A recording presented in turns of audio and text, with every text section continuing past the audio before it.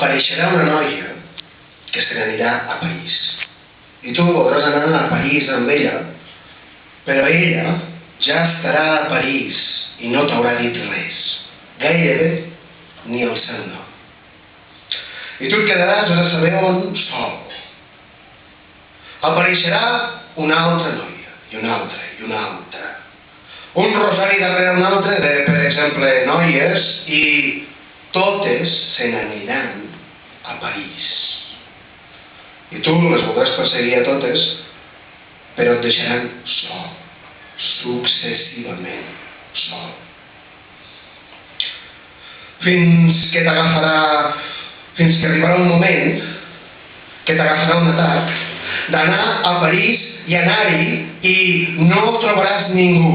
A París tothom també se n'haurà anat a París, perquè París sempre serà molt més lluny del que somiàvem. I de la decepció et tornaràs boig. I essent boig de ment estaràs millor del que estàs ara. Aprendràs a pensar el límit real de cada cosa.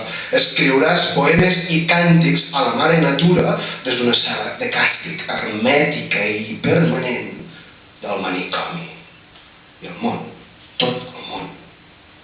Els arbres fent de taques dels paisatges, els ocells empastifant els núvols, les mans verdes dels girassols, les espones tallant el temps de les cireres i els carrers abandonats dels pobles menuts que s'eslavissen per les pendents de la muntanya d'or i diamants i fins i tot l'arc de Sant Martí fresc i humit com una esponja i l'aire que entra per la finestra serà París.